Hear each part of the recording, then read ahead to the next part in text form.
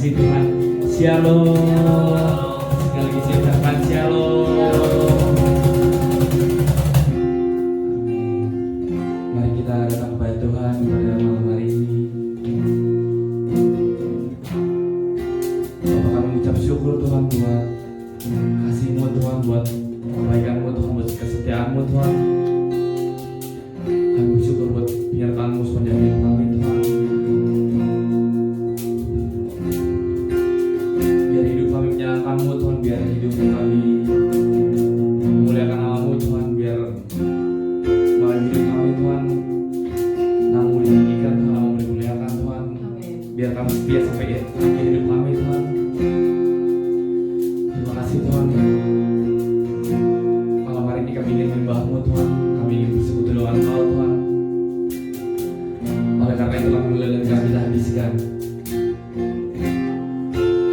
ibadah Revival Center pada malam hari ini dalam satu nama yang hidup, nama yang kudus, nama yang berkuasa, Yesus Kristus Tuhan namanya. Mari saya kita yang memuji dan menyembah Tuhan, sama-sama kita katakan amin.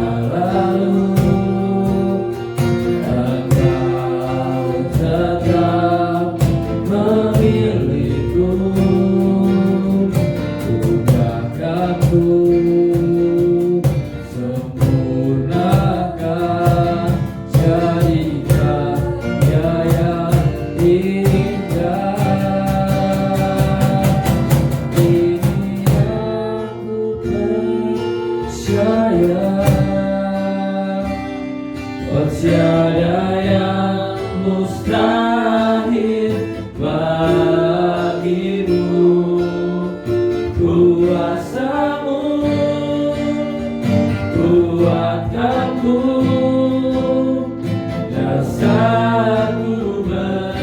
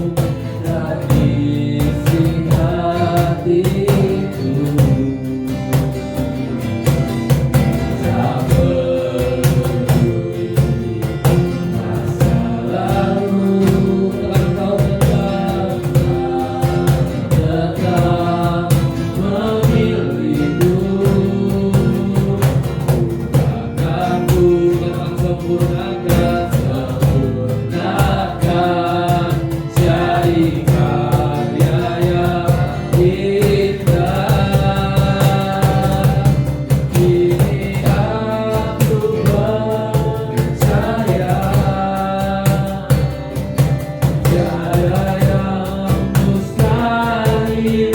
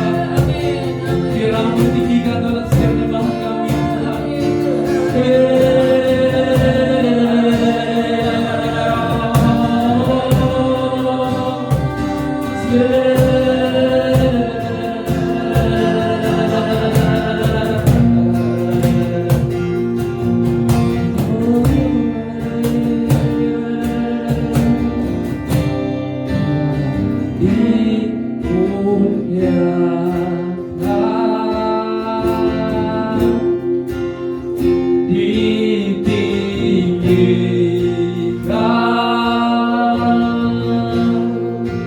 Oh Yesus Tuhan, Engkau Rajaku. Mari sama-sama nyanyikan. Oh yang bertahta, yang berkuasa, oh yang berkuasa, hanya Yesus Tuhan. Oh Yesus Tuhan, Kau Rajaku. Oh dimuliakan, ditinggikan, dimuliakan,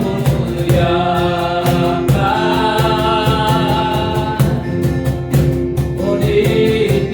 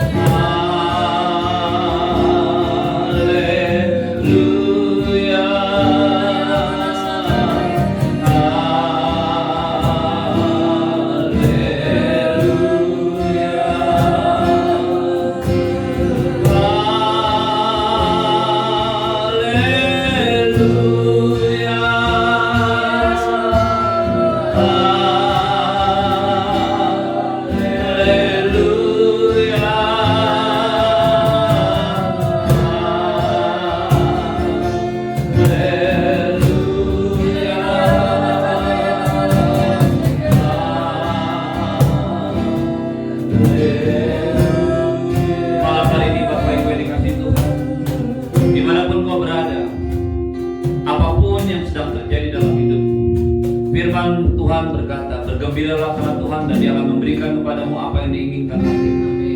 Malam hari ini, lupakan kelelahanmu, lupakan kepenatan, lupakan ketakutan, apapun yang hari ini ada dalam hidup. Mari kita mulai menyembah Tuhan. Pada waktu engkau dan saya menyembah Tuhan, kuasanya hadir di tengah-tengah kita. Dimanapun engkau berada, hormati Dia, hormati Dia. Mari kita bersama-sama mengangkat pujian. Haleluya, haleluya, haleluya,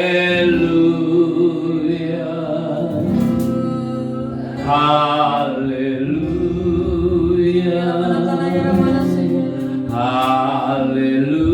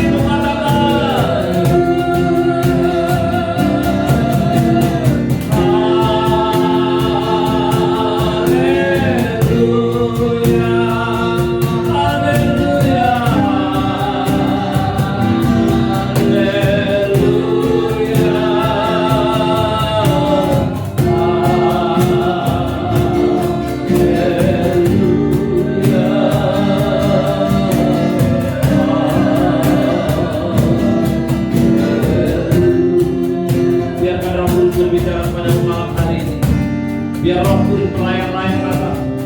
Dia menghampiri tempat kediamanmu, Dia menghampiri kamar tidurmu, Dia menghampiri ruang tamumu, Dia menghampiri kau dimanapun kau menyaksikan tayangan ini, secara langsung maupun secara tunda.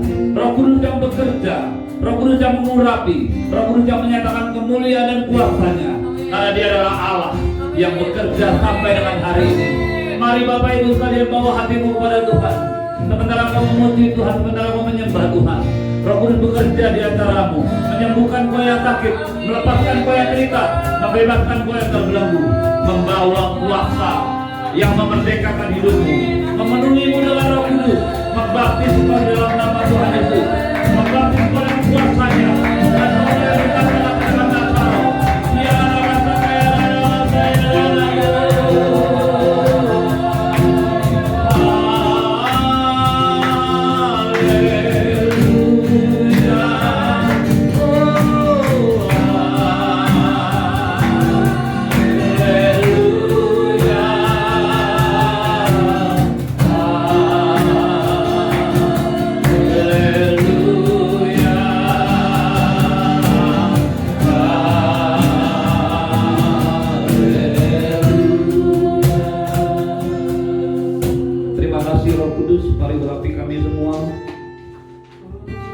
firman-Mu disampaikan, kebenaran-Mu disampaikan. Tapi kami memerlukan kuasa-Mu di tengah-tengah kami. Sementara kami membaca, merenungkan firman-Mu, sementara kami menyembah, Roh Kudus Kau bekerja di tengah-tengah kami. Turun ke atas setiap umat-Mu yang menyaksikan tayangan ini secara langsung maupun tunda, dimanapun mereka berada. Hamba berdoa di dalam nama Tuhan Yesus, menumpangkan tangan hamba atas mereka dan meminta kemurahan-Mu Tuhan, turun Roh Kudus-Mu atas setiap mereka yang menyaksikan tayangan ini. Dimanapun mereka berada, apapun yang mereka kerjakan, pada waktu mereka mendapatkan jamahan Roh Kudus, Tuhan, aku berdoa dalam nama Tuhan Yesus, lakukan apa yang Kau mau lakukan di atas mereka. Sembuhkan yang sakit, lepaskan yang terikat, bebaskan yang terbelenggu. Baptis bagi setiap mereka yang belum mengalami baptisan Roh Kudus. Malam hari ini mereka boleh mengalami sebuah pengalaman rohani bersama-sama dengan Tuhan. Terima kasih Bapa. Di dalam nama Tuhan Yesus, urapi hamba-Mu, supaya firman kebenaran-Mu sampai setiap orang dan memerdekakan kami, membawa kami ke dalam kebenaran. Karena firman-Mu adalah kebenaran. Di dalam nama Tuhan Yesus, semua yang percaya katakan amin. Shalom Bapak Ibu sekalian kasih Tuhan. Silakan kau duduk kalau tadi kau sudah bangkit berdiri. Kita akan lanjutkan pemberitaan firman Tuhan daripada pembacaan firman Tuhan. Apa yang saya selama ini bagikan hari Minggu kemarin, kita membahas tentang Kisah Rasul pasal 2 ayat 1 sampai 13, sebuah pengalaman Pentakosta, sebuah pengalaman pencurahan Roh Kudus, dan itu adalah Pentakosta yang pertama yang ada di dalam Alkitab yang dituliskan secara jelas. Itu adalah pencurahan Roh Kudus. Kisah Rasul 2 ayat 4, maka penuhlah mereka dengan Roh Kudus, ya, maka penuhlah mereka dengan Roh Kudus, lalu mereka mulai berkata-kata dalam bahasa-bahasa lain seperti yang diberikan oleh Roh itu kepada mereka untuk mengatakannya. Bahasa-bahasa lain saya sudah sampaikan hari Minggu, itu berasal dari bahasa Yunani yang berasal dari bahasa Yunani glosa, yaitu bahasa lidah, bahasa yang diberikan Roh Kudus kepada mereka untuk mereka katakan. Ini bahasa tidak bisa dipelajari karena bahasa ini adalah bahasa roh. Lalu kemudian mereka semua berkata-kata dengan bahasa roh. Waktu itu di Yerusalem diam orang Yahudi, kemudian mereka dengar bunyi itu, mereka berkerumun, mereka melihat rasul-rasul itu berkata-kata dalam bahasa mereka sendiri. Bahasa mereka sendiri yang kedua bukan glosa tapi dialektos. Sebuah kata-kata bahasa manusia dengan dialek, dengan lagam, dengan corak seperti tempat di mana mereka berasal. Dan ini adalah bahasa manusia. Tetapi waktu mereka mengucapkan bahasa manusia, tetap yang pertama mereka dikuasai oleh Roh Kudus, mereka dipenuhi dengan Roh Kudus. Yang kedua, bahasa yang mereka ucapkan itu ayat yang ke-9, ayat yang ke-10 dan ke-11, mereka berkata, kita mendengar mereka berkata-kata dalam bahasa kita sendiri, dialektos, tentang perbuatan-perbuatan besar yang dilakukan oleh Allah. Jadi baik glosa maupun dialektos itu semuanya menceritakan atau bercerita tentang perbuatan besar Allah. Tidak ada kesalahan, tidak ada perbuatan buruk, tidak ngomongin orang, tidak bicara yang buruk, tidak bicara yang kotor, tidak bicara yang najis, tapi bicara tentang perbuatan besar yang dilakukan oleh Allah. Itulah pencurahan Roh Kudus yang pertama. Bapak Ibu sekalian, berbicara tentang bahasa roh, kadang-kadang kita sudah terjebak, kita sudah terikat ke dalam satu dogma, doktrin yang ada dalam gereja kita masing-masing. Saya sudah sempat mengatakan pada Bapak Ibu sekalian, di dalam kekristenan sebenarnya doktrin atau dogma itu ada, atau teologi ya secara umum, mau biblika, mau sistematika teologi, semua itu hanya merupakan sebuah tool alat untuk lebih mengenal Tuhan. Artinya apa? Teologi Anda dan saya tidak boleh lebih tinggi daripada Alkitab. Alkitab harus menjadi dasar dari segala sesuatu. Alkitab adalah otoritas tertinggi di dalam kehidupan setiap orang percaya. Bukan teologi, bukan doktrin, bukan dogma. Mungkin Anda berkata, Pak, tapi kan doktrin ada di dalam Alkitab. Betul, saya percaya semua doktrin, semua dogma berasal dari Alkitab. Tetapi namanya saja keterbatasan manusia. Karena yang diilhamkan oleh Roh Kudus itu hanya merupakan firman Tuhan. Dogma, doktrin itu adalah hasil pemikiran. manusia, bapak-bapak gereja, dan itu tidak salah Bapak Ibu sekalian. Tetapi pada waktu doktrin atau dogma itu berhadapan dengan firman Tuhan, maka firman Tuhan menjadi otoritas tertinggi dalam hidup kita. Amin. Itu sebabnya Bapak Ibu sekalian, saya mengajak Anda kembali kepada Alkitab. Ya. Apapun yang terjadi dalam hidup ini, pengajaran apapun, kembali kepada Alkitab. Apa yang Alkitab katakan, itulah otoritas tertinggi. Apa yang Alkitab tuliskan, itulah kekuasaan tertinggi. Apa yang Alkitab nyatakan, tidak boleh lebih tinggi dari pemikiran kita, tidak boleh lebih tinggi dari komitmen kita, tidak boleh lebih tinggi dari slogan kita, tidak boleh lebih tinggi dari semua yang ada. Dan saya tahu kenapa, karena ini adalah firman Tuhan. Maka ini saya mau mengajak Bapak Ibu sekalian melihat, mungkin ada Anda berkata kepada saya, Pak, mengapa kuasa Roh Kudus yang diterima sesuai dengan janji Allah diwujudkan dalam bahasa roh? Kita melihat Bapak Ibu sekalian, Kisah Rasul 1 ayat 8, kamu akan menerima kuasa kalau Roh Kudus turun ke atas kamu dan kamu akan menjadi saksi. Kuasa Roh Kudus yang diturunkan atas Anda dan saya, atas murid-muridnya, itu untuk menjadi saksi. Jadi apapun karunia rohani yang saudara dan saya terima, itu harusnya membawa Anda dan saya untuk menjadi saksi, untuk memberitakan Injil, untuk menyatakan perbuatan besar Tuhan. Tidak ada satu kuasa rohani yang yang diberikan Tuhan kepada Anda dan saya, dan kita pakai untuk memenuhi keinginan kita, untuk memenuhi pikiran kita sendiri, untuk memenuhi kepentingan kita sendiri. Semua itu diberikan Tuhan untuk pekerjaan Tuhan, untuk pemberitaan Injil, untuk kesaksian, pernyataan bahwa Dia adalah Tuhan yang besar. Bapak Ibu sekalian, mengapa kuasa Roh Kudus itu yang diterima oleh murid-muridnya dan mereka mulai berbahasa roh? Mengapa Bapak Ibu sekalian? Baik itu glosa maupun dialektos, karena itulah wujud yang paling mudah terlihat. Pada waktu orang mengalami kepenuhan Roh Kudus, mereka bisa mengalami apapun dalam hidup mereka.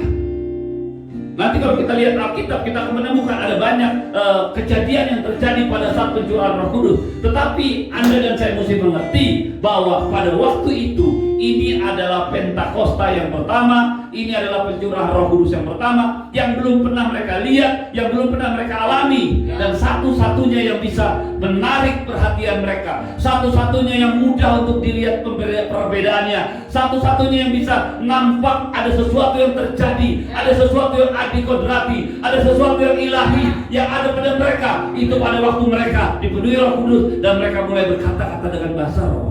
Mungkin ada berkata, Pak, tapi itu hanya sekali. Kata siapa? Halo? Mungkin juga ada orang yang berkata, itu kan hanya sekali, dan lagi tidak ada yang berdoa.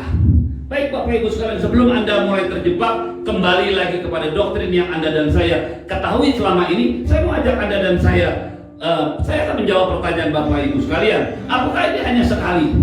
Yang pertama. Yang kedua, apakah ini hanya untuk orang Yahudi? Karena saya pernah dengar ada satu orang berkata, Pak, itu diberikan Pentakosta, bahasa roh itu diberikan kepada orang-orang Yahudi, murid-murid Yesus yang pertama saja. Itu tidak berlaku buat kami, itu tidak berlaku buat kita. Tunjukkan kepada saya ayatnya bahwa itu hanya berlaku buat mereka. Bapak Ibu sekalian, kalau kita belajar kitab para rasul, mau nggak mau kita mesti lompat.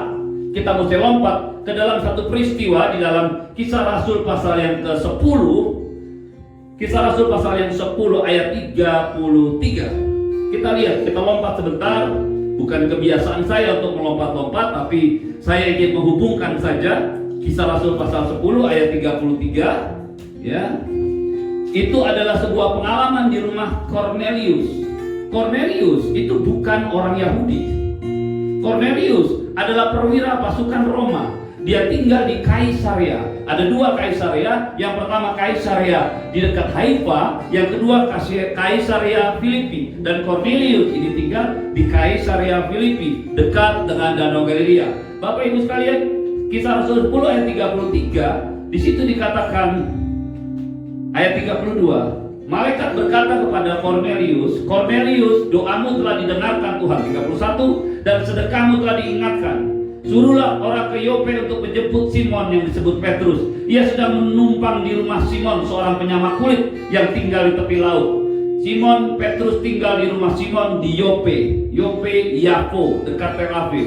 Kemudian 33, karena itu segera kusuruh orang kepadamu dan dengan senang hati engkau telah datang. Sekarang kami semua di sini telah hadir di hadapan Allah untuk mendengarkan apa yang ditugaskan kepadamu. Lalu Petrus mulai khotbah.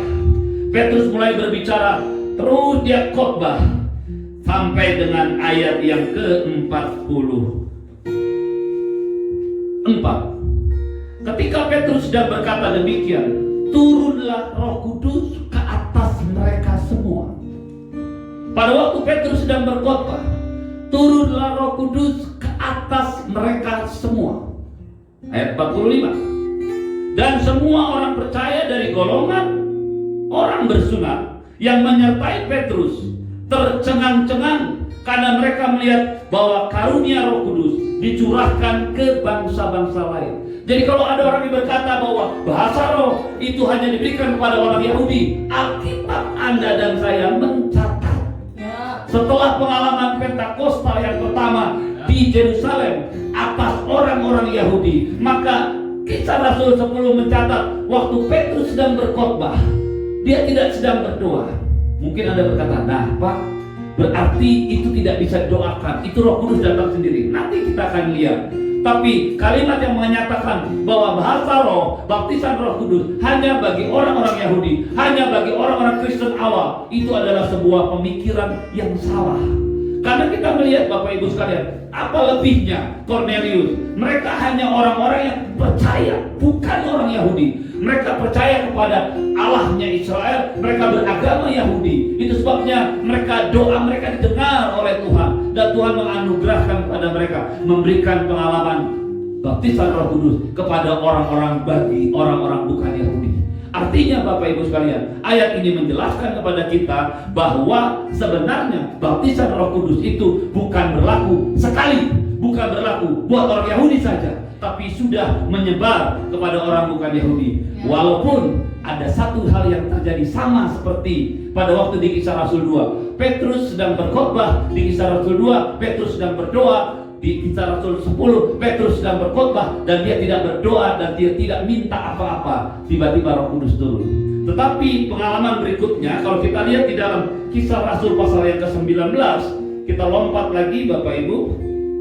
Kisah Rasul pasal yang ke-19, ya, ayat yang pertama, ini pengalaman yang berbeda. Karena ini saya ingin menyampaikan kepada Anda bahwa ini adalah catatan Alkitab yang harus Anda dan saya percayai, karena ini adalah firman Tuhan. Ayat yang pertama, ketika Apolos masih di Korintus, Korintus daerah Yunani, Akhaya, Paulus sudah menjelajah ke daerah pedalaman dan dia tiba di Efesus. Di situ didapatinya beberapa orang murid. Betul? Jadi di Efesus Paulus menemukan murid. Di Efesus Paulus menemukan murid.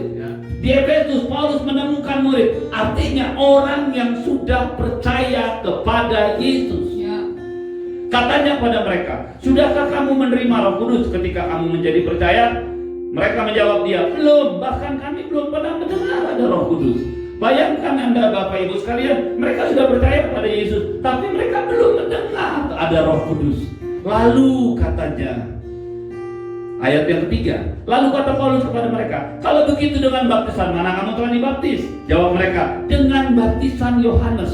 Kata Paulus, baptisan Yohanes adalah baptisan orang yang bertobat. Dan ia berkata kepada orang banyak bahwa mereka harus percaya kepada dia yang datang kemudian daripadanya, yaitu Tuhan Yesus. Ketika mereka mendengar hal itu, mereka memberi diri mereka dibaptis dalam nama Tuhan Yesus. Kenapa tiba-tiba jadi berubah? Mereka sudah dibaptis oleh baptisan Yohanes, tapi hari itu mereka memberi diri dibaptis dalam nama Tuhan Yesus. Apakah baptisan yang kedua? Apakah baptisan yang ulang? Mereka sampai kepada air, mereka dibaptis? Tidak, Bapak Ibu sekalian. Ayat yang ke-6, ketika Paulus menumpangkan tangan atas mereka. Anda bayangkan, ini murid, ini percaya Yesus. Ini sudah, mereka belum menerima Roh Kudus, sudah dibaptis air, kemudian mereka dibaptis dalam nama Yesus. Ini baptisan apa lagi, saudara? Kalau kita harus kembali merefer Kisah Rasul 1 ayat yang ketiga, Yesus melarang murid-murid yang meninggalkan Yerusalem. Telah kamu dengar daripadaku, Yohanes membaptis kamu dengan air, tapi tidak lama lagi kamu akan dibaptis dengan Roh Kudus. Ada baptisan yang kedua, baptisan Roh Kudus, dan inilah yang dialami oleh mereka yang ada di Efesus. Dan ketika Paulus menumpangkan tangan di atas mereka, turunlah Roh Kudus ke atas mereka, dan mulailah mereka berkata-kata dalam bahasa roh dan bernubuat. Siapakah mereka ini? Jemaat, orang percaya di Efesus. Alkitab mencatat inilah orang-orang Yahudi yang ada di Efesus. Kembali lagi orang Yahudi. Artinya bahasa Roh Kudus, karunia Roh Kudus, kuasa Roh Kudus itu turun bukan hanya buat orang Yahudi di Yerusalem, tapi juga buat orang Yahudi di Efesus. Bukan hanya buat orang Yahudi, tapi orang non Yahudi di Kaisaria Filipi. Baptisan Roh Kudus baik melalui doa, Paulus menumpangkan tangan, baik melalui tanpa penumpangan tangan, itu bisa terjadi. Mengapa? Karena ini adalah kuasa Roh Kudus. Malam ini saya mau Anda dan saya mengerti Bapak Ibu, ini Alkitab. Apapun yang orang katakan, apapun pengajaran yang selama ini Anda terima, Anda dan saya terima, mungkin selama ini saya pernah mengalami hal yang sama. Pada waktu saya mulai ditumpaki tangan oleh satu orang pembimbing rohani saya, dan saya mulai berbahasa, saya merasakan sebuah pengalaman yang luar biasa. Lama sekali saya berbahasa roh, saya nggak ngerti Bapak Ibu sekalian. Saya hanya ditumpaki tangan dan saya menerima karunia Roh Kudus. Lalu keesokan harinya, seorang teman saya datang, dia berkata kepada saya, "Selamat ya, kamu sudah menjadi orang karismatik." Saya bilang, "Hah?" Kata siapa? "Iya, yang berbahasa roh itu orang karismatik." Kemudian dia tunjukkan kepada saya sebuah buku rohani. Apakah gerakan karismatik itu? Saya sudah mendengar pengajaran karismatik itu sesat. Saya sudah mendengarkan pengajaran karismatik itu salah. Karismatik itu tidak sesuai dengan firman Tuhan. Tapi saya sudah mengalaminya. Dan waktu saya baca itu, saya menjadi takut, saudaraku. Apakah saya sudah tersesat? Lalu saya tidak pernah datang lagi ke pertemuan-pertemuan itu. Sampai seorang pembimbing rohani itu saya datang. Dan dia bertanya kepada saya, "Kenapa kamu gak datang lagi?" Saya katakan, "Kenapa kamu gak ngomong-ngomong bahwa kita ini orang karismatik?" Kemudian dia katakan, "Kamu tahu gak karismatik itu apa?" Dibukakan ayat-ayat firman Tuhan. Dan saya mulai mengerti Bapak Ibu sekalian. Seringkali teologi kita, dogma kita, doktrin kita ditempatkan begitu tinggi, lebih daripada firman Tuhan. Pembimbing rohani saya hanya berkata, "Kamu baca Alkitab Kisah Para Rasul, kamu akan mengerti bahwa itu adalah firman Tuhan." Saya nangis di hadapan Tuhan. Dan kemudian saya minta Roh Kudus sekali lagi mengurapi saya, sekali lagi memenuhi saya dengan Roh Kudus. Dan beberapa lama kemudian saya mulai mengalami bahasa Roh Kudus. Malam ini saya mau katakan pada Anda, walaupun murid-murid Tuhan, mereka adalah orang yang setia. Ingat Kisah Rasul 1. Walaupun murid-murid Tuhan, mereka adalah orang-orang yang sudah memiliki pengajaran, diajar oleh guru yang agung, guru yang paling hebat di dunia ini, Tuhan Yesus. Walaupun murid-murid Tuhan mengalami mujizat, melihat mujizat, mengalami pengalaman supranatural bersama Tuhan, tapi Tuhan tetap menyuruh mereka, jangan pergi, jangan mulai bergerak, jangan mulai bertindak. Kamu harus diam di Yerusalem menantikan janji Bapa yang demikian bunyinya. Yohanes membaptis kamu dengan air, tapi tidak lama lagi kamu akan dibaptis dengan Roh Kudus. Itulah yang dikatakan pada dia, kamu akan menerima kuasa kalau Roh Kudus turun ke atas kamu, dan kamu akan menjadi saksiku di Yerusalem, Yudea, Samaria, dan sampai ke ujung bumi. Dan ketika itu digenapi di hari Pentakosta. Kemudian peristiwa ini, pekerjaan Roh Kudus ini berlanjut terus, berpindah ke Kaisaria Filipi, kemudian naik lagi makin jauh sampai ke Efesus. Bukan hanya buat orang Yahudi, tapi juga bukan orang non Yahudi. Bukan hanya keinginan Tuhan tiba-tiba turun atas mereka, tapi seorang hamba Tuhan seperti Paulus, dia bisa berdoa dan menumpangkan tangan. Mengapa saudaraku? Karena itu janji Bapa. Karena itu perkara yang ilahi. Malam hari ini saya menantang Anda Bapak Ibu sekalian, dimanapun kau berada, apapun yang kau terima, saya mau katakan di dalam nama Tuhan Yesus, engkau perlu kuasa Roh Kudus, engkau perlu bahasa Roh Kudus, karena itulah janji Bapa. Di waktu yang lain saya akan melanjutkan. Mungkin Anda berkata, "Pak, ada bahasa Roh itu tidak ada gunanya. Apa gunanya tanpa kasih? Bahasa Roh itu akan berakhir." Nanti dulu kita akan lihat itu firman semua. Tapi malam ini, apakah 3 kejadian ini di Kisah Rasul pasal yang kedua, Kisah Rasul pasal yang ke-10, Kisah Rasul pasal yang 9 itu sudah memberikan sebuah jawaban bahwa pengalaman dipenuhi Roh Kudus, pengalaman mengalami kuasa Allah, itu adalah sebuah kebenaran firman Tuhan. mutlak dan harus terjadi dalam hidup kita. Mari kita bangkit berdiri, syara nama contoh kaya. Ambil buku ya, dulu deh. Ya Holy Spirit Tuhan. Syara nama contoh kaya. Mari bangkit berdiri. Syakaya.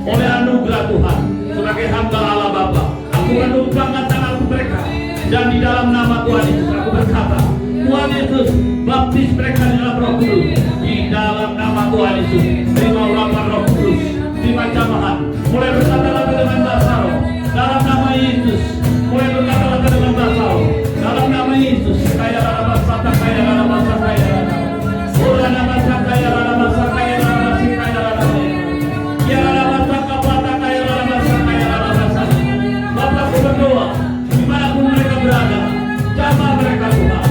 Kau bisa melakukannya. Mari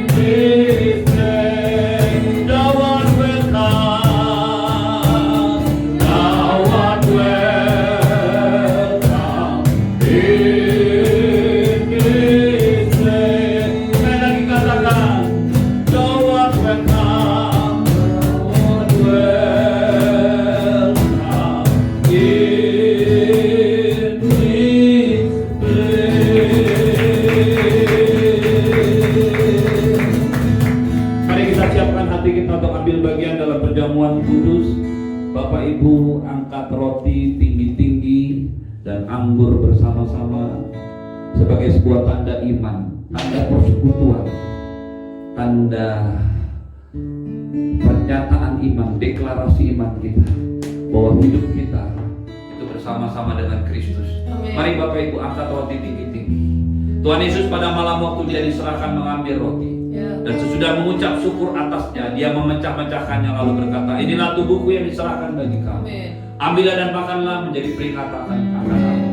Bapak Ibu jemaat yang dikasihi Tuhan, bukankah roti yang dipecah-pecahkan ini adalah persekutuan dengan tubuh Kristus? Mari makan dengan iman dalam nama Yesus.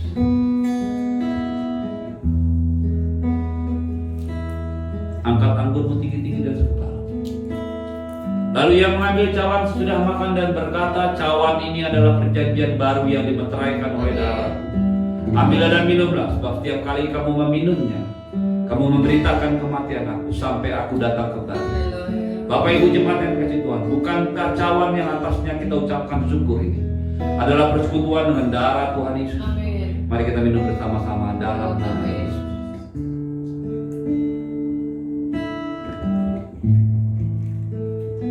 Haleluya, naikkan syukur kepada Tuhan. Siara nama Santa Kaya, terima kasih. Sikaya nama Santa Kaya, nama Yesus. Siara nama Santa Kaya. Mari kita menyembah Tuhan.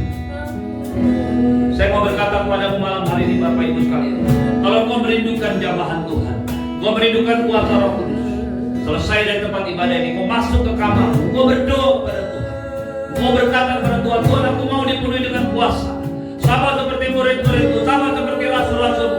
Aku perlu kuasa, kuasa untuk menjadi saksi, kuasa untuk menyatakan kemuliaan Tuhan, kuasa untuk memberitakan pekerjaan-pekerjaan yang besar dari Tuhan. Masuk ke kamarmu, berdoa, minta kepada Tuhan.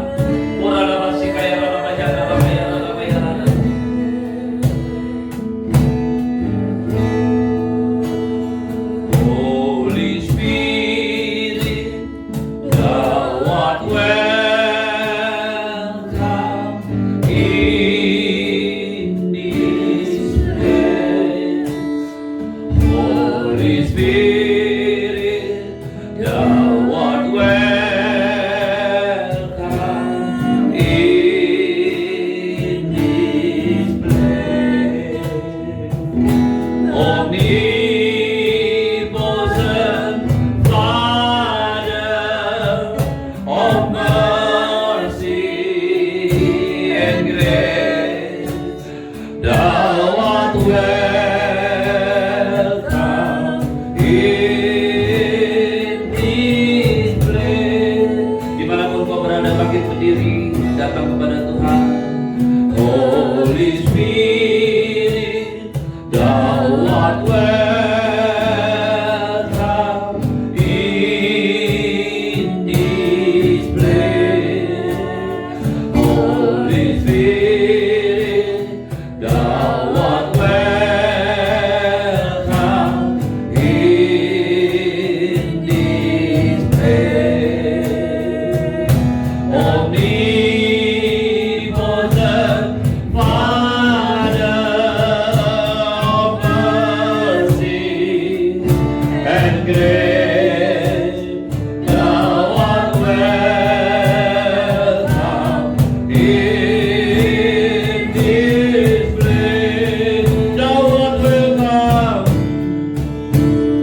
Thou art welcome. Thou art welcome in this place. Thou art welcome. Thou art welcome in this place. Berikan satu tangan, berikan tangan kepada Tuhan. Angkat hatimu, angkat tanganmu kepada Tuhan, arahkan hati dan pikiranmu kepada Bapa. Tuhan yang memberkati dan melindungimu. Tuhan yang mengarahkan wajahnya padamu dan memberikanmu kasih karunia. Tuhan menghadapkan wajahnya padamu dan memberikanmu damai sejahtera, sukacita, kemenangan daripada Tuhan menjadi milikmu selama-lamanya. Bapak Ibu jemaat yang dikasihi Tuhan, tetap tinggal dalam hadirat Tuhan.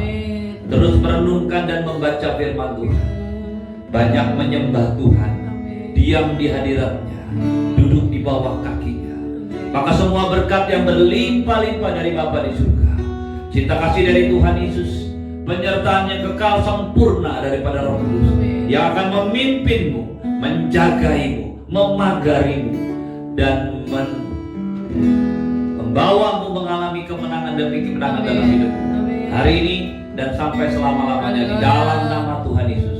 Semua yang percaya katakan amin. Shalom, selamat malam, sampai jumpa di ibadah besok pagi morning worship, dan kita akan sama-sama menyambut pagi hari dengan pujian penyembahan kepada Tuhan. Terima kasih. Shalom, Tuhan Yesus memberkati.